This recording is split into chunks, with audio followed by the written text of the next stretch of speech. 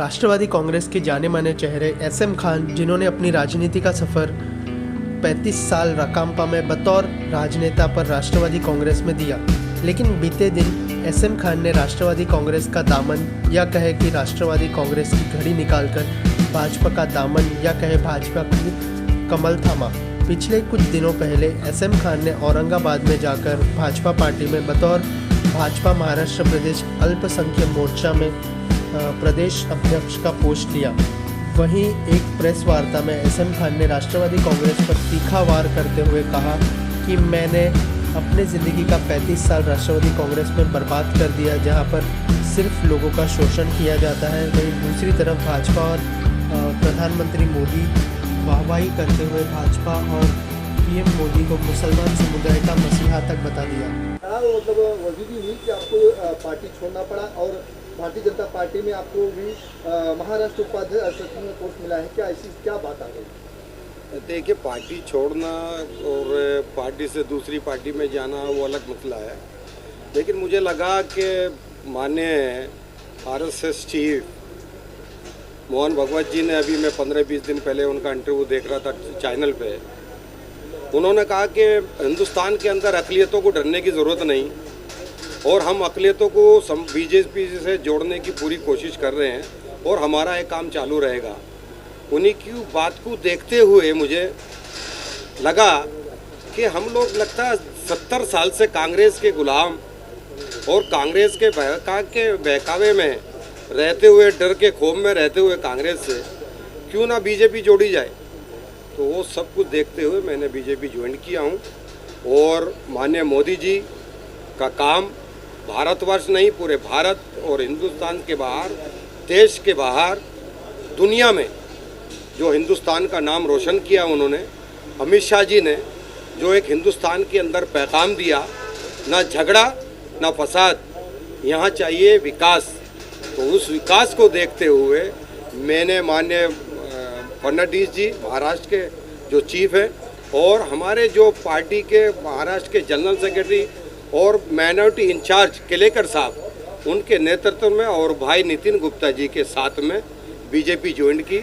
मैं सभी का तहे दिल से बीजेपी कार्यकर्ताओं का, बीजेपी लीडरशिप का, जिन्होंने मुझे इतना बड़ा मकाम दिया, मैं हार्दिक और उनका दिल से स्वागत करता हूं और मुझसे जितना भी काम बीजेपी के लिए होगा, मैं 24 घंटे बीजेपी के लिए काम करूँगा। राष्ट्रवादी से क्या आपकी कुछ गलतियां हुई थी या वो कुछ गलत किए थे कि आपको पार्टी छोड़ना पड़ा? नहीं, राष्ट्रवादी ने क्या किया, अभी जो पूरी कमेटी भंग हुई थी, हमारी नेशनल कमेटी प्रफुल्ल पटेल जी ने की थी, उसमें अक़लियतों को एक कोई जगह ही नहीं थी पूरी कमेटी के अंदर। उसी को देख के लगता है एनसीपी भी अभी अक़लियतों से किनारा कर रही है, जैसे कांग्रेस ने यूज़ किया ऐसे एनसीपी भी यूज़ करेगी। इसी चीज़ को देखते हुए मेरा दिल करा कि नहीं, अभी बीजेपी भी ज्वाइन किया जाए। क्यों ऐसा लगा कि आपको बीजेपी, शिवसेना भी थी, कांग्रेस पार्टियां थी? देखिए, कांग्रेस चाहे शिवसेना हो चाहे अदर पार्टी हो, बीजेपी एक ऐसी पार्टी है। देखिए, मैं भी नया आया हूँ, इसका ये मतलब नहीं कि मैं बीजेपी में एंट्री आने के बाद और बीजेपी के बखान कर रहा हूँ। मैं 35 साल की मेरी राजनीति सफ़र है, 35 साल हो गया और इसी विधानसभा में मैंने 2014 में एमएलए का भी इलेक्शन लड़ा था। लेकिन मुझे लगा कि बीजेपी में आने से ऐसा लगा कि हिंदुस्तान में जो विकास हुआ है और आगे होने वाला है और हो रहा है, ये हम लोगों को लगा और अक़लियतों को भी ऐसा महसूस लगा, खासकर मुस्लिमों को, कि बीजेपी एक ऐसी पार्टी है जो अक़लियतों के काम कर सकती है। हमारी कौम के लोगों ने, जो जिम्मेदार हैं बड़े लोग, उनसे भी मैंने मशवरा किया। उन्होंने कहा नहीं, बीजेपी ज्वाइन किया जाए, क्योंकि अभी कांग्रेस ने हमें बहुत दहशत में डाल के रखा 70 साल से कि बीजेपी हुआ, बीजेपी ऐसा। जब तक किसी के घर में नहीं जाओगे तो आपको महसूस कैसा होगा। अभी मैं बीजेपी के घर में आया हूँ, मुझे महसूस होने लगा अभी 5 दिन में ही कि भाई बीजेपी कोई गलत पार्टी नहीं है। बीजेपी में आप जुड़िए, आपको तब मालूम चलेगा जब आप बीजेपी में अंदर आके काम करेंगे, अपनी कौम का भी काम करेंगे, पब्लिक का भी, दूसरे लोगों का भी काम करेंगे। तो अभी बीजेपी एक ऐसी नेशनल पार्टी है और बीजेपी की लीडरशिप ऐसी पार्टी है कि छोटे कार्यकर्ताओं को बड़े मकाम पे लेके जाती है। इसी को देखते हुए बीजेपी में ज्वाइन हुआ। खान सर, आपके ऊपर अगर इस तरीके से कि किसी ईडी या फिर किसी दूसरे तरीके से प्रेशर बना रहा है कोई सरकार आप पे? देखिए ये सब हवा है। ईडी सीबीआई जो गलत करेगा उसको तो सरकार नहीं, जो महकमा है उसको तो देखेगा वो। अगर आपने गलत किया है तो वो गलत ईडी हो, सीबीआई हो या अदर महकमा कुछ भी हो, अगर आप गलत करेंगे तो आपको तो नोटिस तो जाना ही है। और ईडी जो है नोटिस सबको नहीं पहुंचाती है। जब कुछ ना कुछ गलत कोई करता है तो ईडी उसी को पहुंचाती है, नोटिस करती है और उसका सवाल का जवाब तलब करती है। और अगर ईडी को लगता है कि आदमी गलत है उसको अरेस्ट करती है। सर पहला काम क्या रहेगा सर पार्टी में जाने के बाद? सबसे पहला काम मेरा रहेगा कि मैं अक़लियतों को बीजेपी से जोड़ूं। दूसरा काम ये रहेगा मेरा कि मैं अपनी कौम के लिए जितना काम बीजेपी में आके कर सकता हूं उतना करूं। तीसरा मेरा काम रहेगा आने वाले इलेक्शन काउंसलर के मुंबई के अंदर है, पूरे मुंबई के माइनॉरिटी को इकट्ठा करके बीजेपी के लिए वोट का काम करूं। ये मेरा आगे का काम है। किस तरीके से अभिवादन करेंगे भारतीय जनता पार्टी?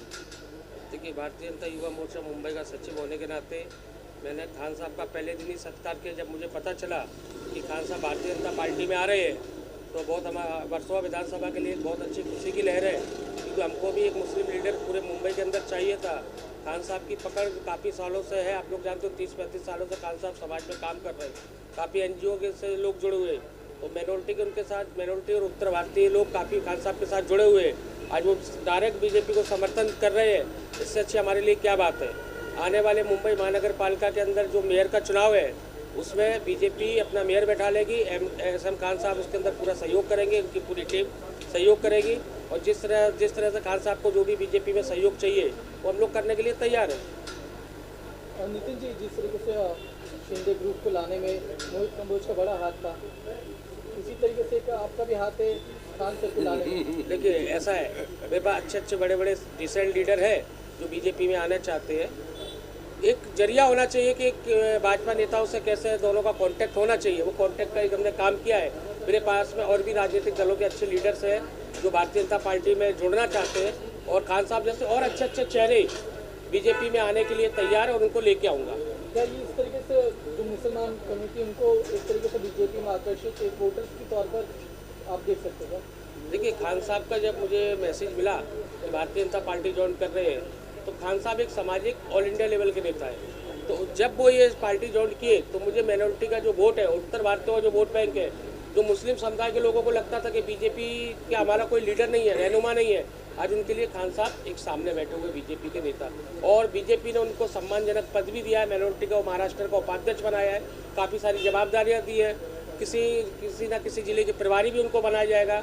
और आज भारतीय जनता पार्टी की सबसे बड़ी जवाबदारी है कि खान साहब के माध्यम से मुस्लिम समुदाय के उत्तर भारतीय लोगों को जोड़ा जाए। वो खान साहब उसमें खरा उतरेंगे।